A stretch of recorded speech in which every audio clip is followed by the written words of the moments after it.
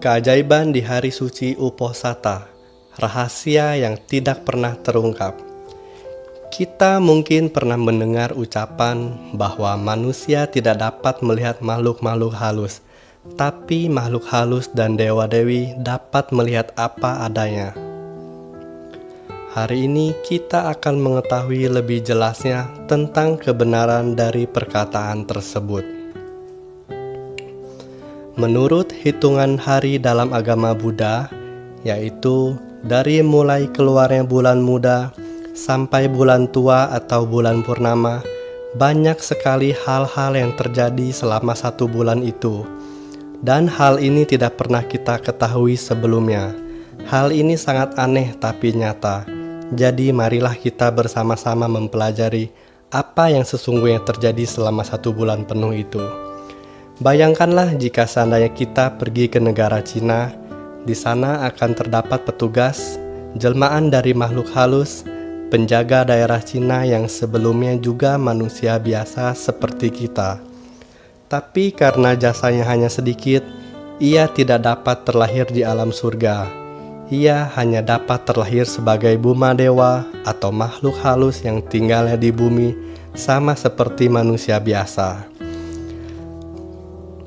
Kehidupan makhluk itu sama seperti kehidupan manusia, ada ketua, wakil, dan juga bawahan. Para petugas akan mengawasi semua daerah yang didiami oleh manusia. Para petugas itu berada di setiap tempat, yaitu di mana ada manusia, di situ pasti ada petugas yang merupakan Buma Dewa.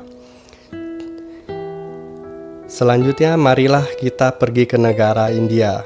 Di negara ini juga terdapat petugas gaib asal India. Petugas ini akan mencatat setiap perbuatan yang dilakukan oleh orang-orang yang berada di negara India. Jika seseorang melakukan kebaikan, petugas itu pun akan mencatat kebaikannya ke dalam buku emas. Petugas gaib di negeri Thailand juga melakukan hal yang sama.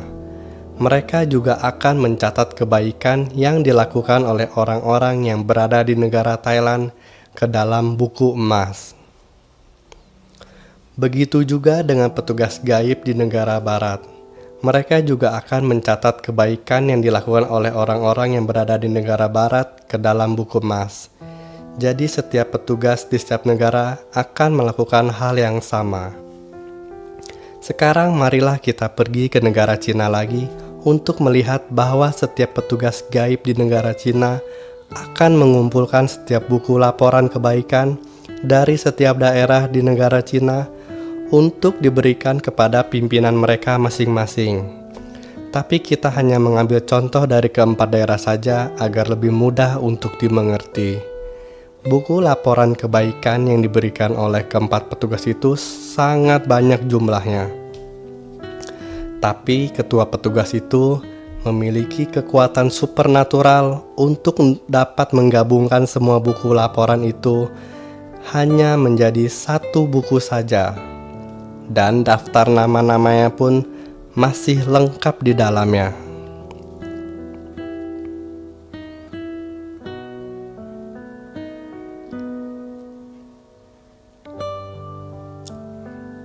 Setiap petugas gaib yang berada di negara India juga melakukan hal yang sama.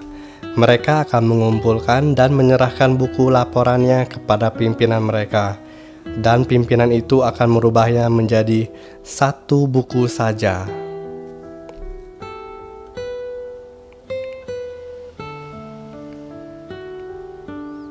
Begitu juga dengan petugas gaib yang berada di negara Thailand, juga melakukan hal yang sama. Mereka akan mengumpulkan dan menyerahkan buku-buku laporannya kepada pimpinan mereka, dan pimpinan itu akan merubahnya menjadi 1 buku saja. Begitu juga dengan petugas gaib yang berada di negara barat, juga melakukan hal yang sama. Mereka mengumpulkan dan menyerahkan buku laporan kepada pimpinan mereka, dan merubahnya menjadi 1 buku saja.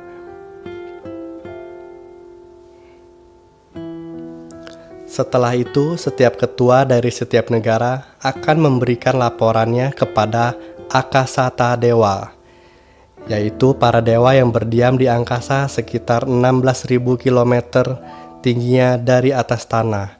Akasata Dewa pun merubah setiap buku laporan menjadi satu buku saja dengan kekuatannya.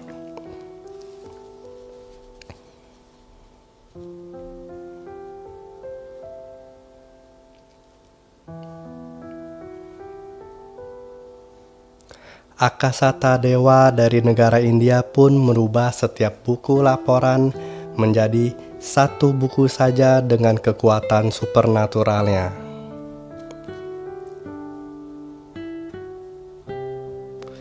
Akasata Dewa dari negara Thailand pun merubah setiap buku laporan menjadi satu buku saja dengan kekuatan supernaturalnya.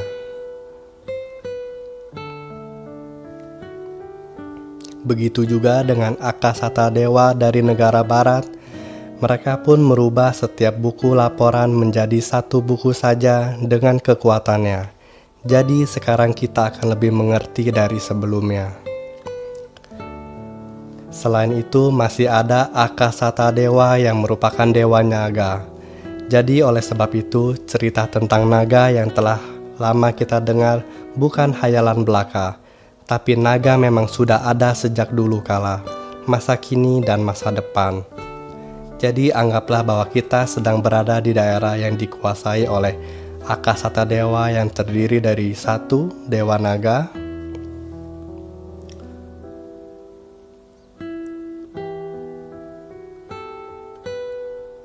2 Dewa Yaka,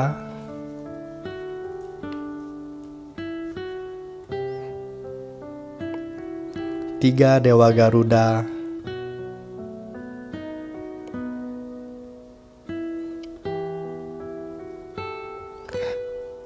4 Dewa Musisi Kayangan.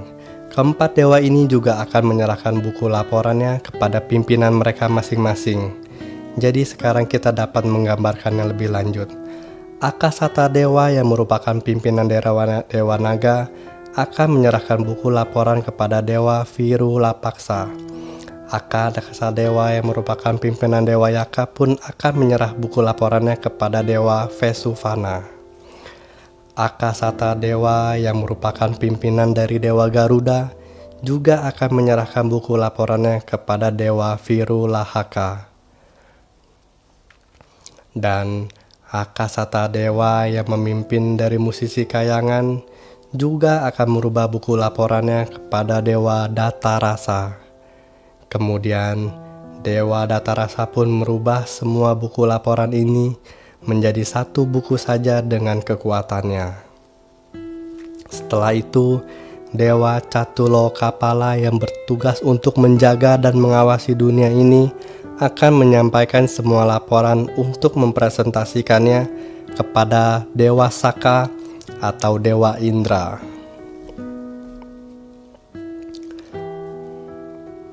Dewa Saka akan mengadakan rapat dengan para dewa yang lainnya sebelum tiba malam bulan purnama. Dan ada 2 hal yang akan dibahas dalam rapat ini, yaitu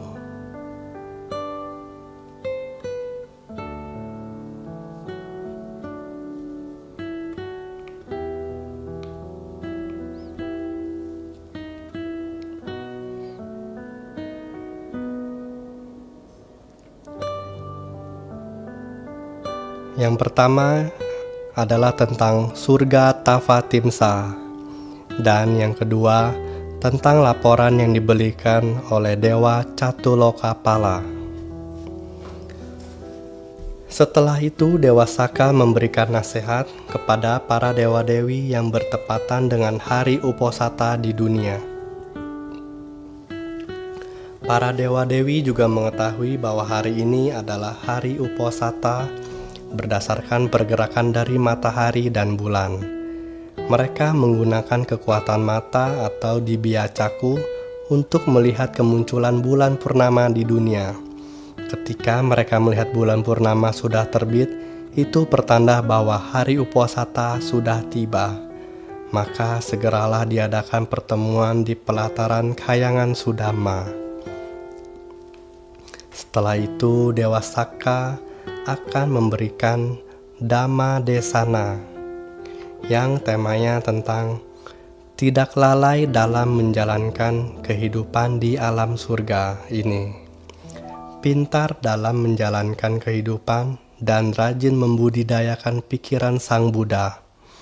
Dan hal ini merupakan pokok utama yang harus diperhatikan oleh para dewa-dewi di alam surga.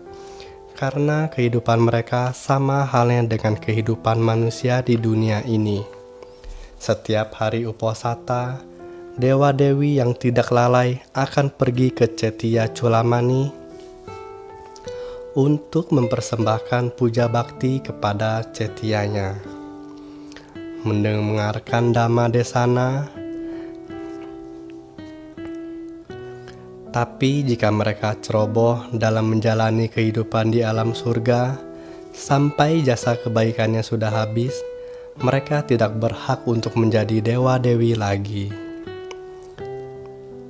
Dewa Saka memperingatkan mereka untuk mempersembahkan puja bakti kepada Cetya Culamani yang merupakan penopang hidup bagi para dewa-dewi yang berada di alam surga dalam menimbun jasa di surga Tavatimsa. Karena mereka sama seperti manusia, di mana orang yang tidak ceroboh akan datang untuk memuja Mahadhammakaya Cetya, tapi orang yang ceroboh tidak akan datang untuk memuja Mahadhammakaya Cetya. Dewa Saka akan terus menasehati tentang hal ini kepada para dewa-dewi agar mereka tidak ceroboh dalam menjalani kehidupannya. Beliau juga bercerita tentang dewa-dewi yang ceroboh dalam menjalani kehidupannya dengan hanya terbuai oleh harta benda, nafsu birahi yang ada di alam surga. Jadi kita dapat melihat bahwa alam surga, alam neraka, dan alam dunia nyata semuanya adalah universal. Semua kebenaran inilah yang harus kita ketahui dan kita pelajari. Ketika jasanya sudah habis dan karma buruknya masih ada, maka dewa-dewi akan langsung jatuh ke alam neraka. Sebagian dari kita mungkin sudah pernah melihat atau sering melihat acara DMC tentang case study, pelajaran tentang hukum karma. Kita akan tahu bahwa karma baik dan karma buruk telah kita timbun akan saling berlomba untuk memberikan buah dan akibatnya. Ada sebagian dewa-dewi yang menjalankan kehidupannya dengan ceroboh setelah jasanya habis. Atas kecerobohannya sendiri, maka timbunan karma baik mereka akan berbuah dan terlahir kembali menjadi peta atau roh kelaparan dan asura kaya, raksasa asura. Tergantung dari perbuatan jasa yang mereka lakukan terdahulu. Ada juga dewa yang jatuh di alam surga. Ia terlahir sebagai hewan yang raga dan suaranya indah. Mereka akan berubah menjadi hewan seperti anjing, kucing, dan sebagainya. Setelah itu, jika jasa mereka masih ada, mereka akan terlahir menjadi manusia. Oleh sebab itu, Dewa Saka mengajarkan para dewa untuk menjalankan kehidupannya dengan benar dan mempersembahkan puja bakti kepada Cetya Culamani.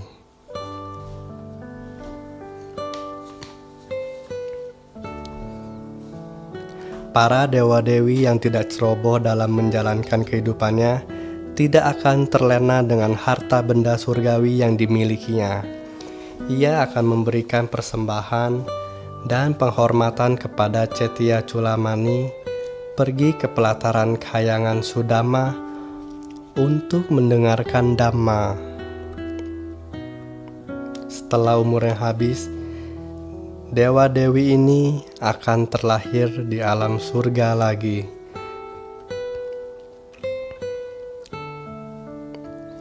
Dan mereka akan terlahir di tingkat yang lebih tinggi, dihitung dari surga tingkat pertama sampai tingkat ke-6 atas jasa yang mereka timbun.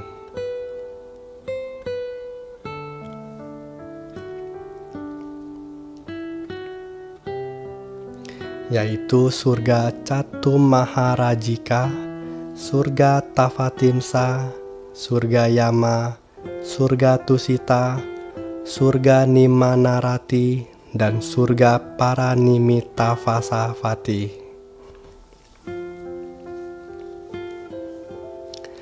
Setelah Dewa Saka memberikan nasihatnya, waktu sudah menjelang malam di alam dunia. Bulan purnama pun muncul dan itu berarti hari Uposatha di dunia sudah tiba. Kemudian Dewa Saka pun mengumumkan kepada para dewa-dewi bahwa hari ini merupakan hari Uposatha di dunia.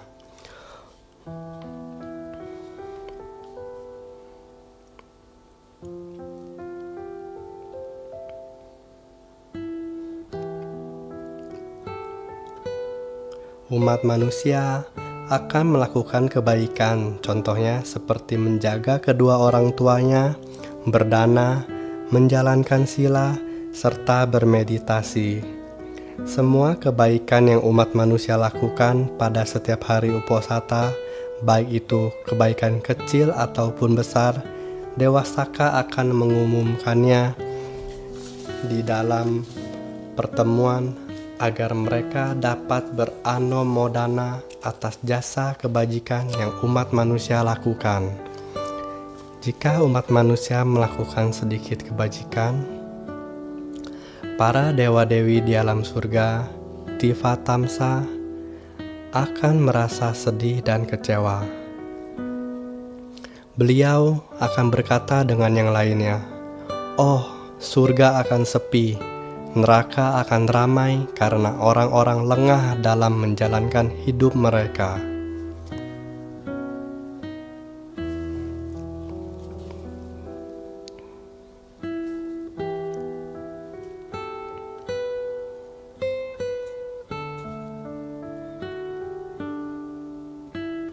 Tapi sewaktu manusia melakukan banyak jasa kebajikan, para dewa-dewi akan merasa sangat bahagia.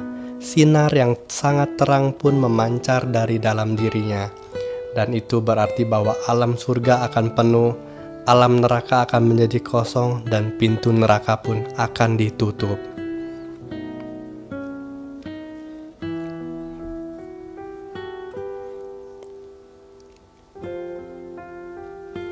Jadi ingatlah baik-baik bahwa di bulan purnama, tepatnya di hari Uposatha, bagi umat Buddha merupakan hari istirahat bagi tempat pensucian atau Yomaloka.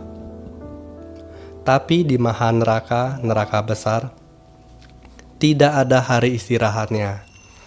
Neraka Usata juga tidak ada hari istirahatnya. Di malam hari bulan purnama atau hari Uposatha, petugas di Yomaloka akan berhenti menyiksa makhluk-makhluk di Yomaloka. Mereka akan berdiri diam di sebelah makhluk-makhluk tersebut. Beberapa petugas yang jam kerjanya habis akan pulang ke tingkat Catum Maharajika. Setelah itu petugas baru akan datang untuk menggantikan tugas mereka. Dengan kata lain, beberapa petugas ada yang bertugas selama 6 bulan, 8 bulan, atau bahkan 1 tahun. Tapi pergantian petugas di Yomaloka bukannya diganti pada setiap hari Uposatha, tapi pergantiannya dilihat dari banyak dan sedikitnya karma buruk mereka. Setelah itu petugas baru akan datang untuk menggantikan tugas mereka, yaitu petugas yang lebih kejam dan lebih brutal. Petugas yang waktu kerjanya belum selesai akan mengawasi makhluk-makhluk itu agar tidak kabur. Tapi anehnya, meskipun hanya berdiri saja, makhluk-makhluk sudah kehabisan tenaga. Petugas yang waktu kerjanya sudah selesai juga akan berdiri diam tanpa melakukan apa-apa. Sedangkan makhluk-makhluk itu tergeletak di tanah tanpa tenaga. Api yang berada di dalam pot uap tembaga pun tidak akan membakar makhluk-makhluk itu. Tapi air di dalam pot tersebut masih terasa panas. Suhunya sudah menurun. Meskipun apinya telah padam, tapi air dalam pot masih terasa hangat, sama seperti kita sedang memasak. Waktu kita mengecilkan atau mematikan api, potnya masih terasa panas, namun tidak sepanas ketika api sedang menyala. Beberapa makhluk mengapung di atas pot yang masih panas itu. Ada yang merintih kesakitan, kehabisan tenaga, berteriak, dan sebagainya. Sebagian makhluk terlihat sedang memanjat pohon berduri. Pohon ini tidak ada dalam maha neraka, tapi hanya ada di Yomaloka yang hukumannya lebih ringan. Duri di pohon ini akan masuk ke dalam pohon jika karma buruk dari makhluk-makhluk tersebut sudah ringan. Dan makhluk itu akan punya kesempatan untuk berbaring di atas tanah. Sebagian dari mereka berteriak untuk meminta belas kasihan, sedangkan petugas yang menjelma menjadi binatang bermulut besi atau gagak bermulut besi akan kembali ke bentuk asli mereka. Sebagian besar dari mereka adalah raksasa yang datang dari tempat lain. Jika sudah tiba waktunya untuk menghukum makhluk-makhluk itu, mereka baru akan menjelma.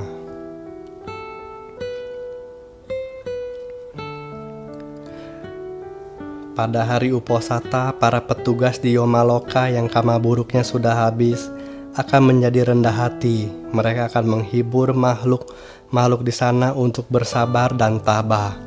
Tapi setelah lewat hari Uposatha, mereka kembali menyiksa makhluk itu.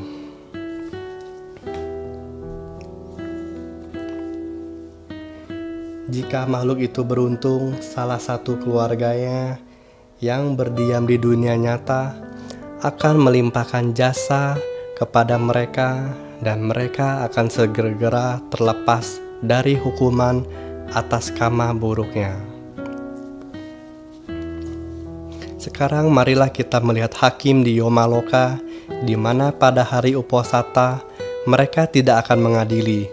Sebagian dari mereka yang sudah selesai dari tugasnya akan kembali beristirahat di tingkat Catu Maharajika, dan setelah hari Uposatha berlalu, mereka akan kembali bertugas seperti biasa. Tapi jika tugasnya belum selesai, mereka akan beristirahat di tempat itu. Selain itu, hakim yang baru akan menggantikan tugasnya. Mereka akan bergiliran bertugas seperti ini, tergantung dari karma buruk mereka.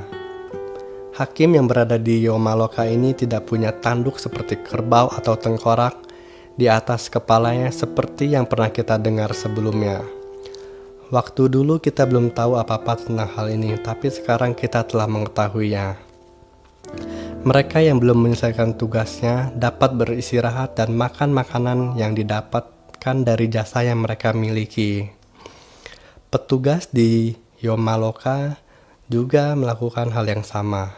Mereka akan makan sesuai dengan jasa yang mereka timbun. Mereka menyadari bahwa seberapa besar jasa yang mereka miliki sehingga mereka harus berada di tempat ini. Selanjutnya, marilah kita mencari tahu tentang makanan pokok mereka, di mana biasanya mereka memakan daging yang masih segar. Jika salah satu keluarga dari makhluk-makhluk di Yomaloka ini selalu melimpahkan jasa kepada mereka pada setiap hari Uposatha, mereka akan langsung mendapatkan dan keadaan mereka akan berubah menjadi lebih baik. Dan jika karma buruk mereka sudah habis, petugas neraka akan membawa mereka ke sidang pengadilan untuk menunjukkan kepada jasa yang telah dilimpahkan oleh keluarganya melalui buku laporan kebaikannya.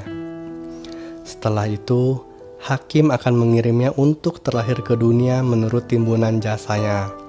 Setelah ia mendapatkan jasa, tubuhnya pun akan diselubungi dengan pakaian, dan petugas neraka pun akan tidak punya hasrat untuk menyiksanya. Tapi sekarang petugas-petugas ini malah menjaganya dan menunjukkan jalan untuk dapat keluar dari tempat itu.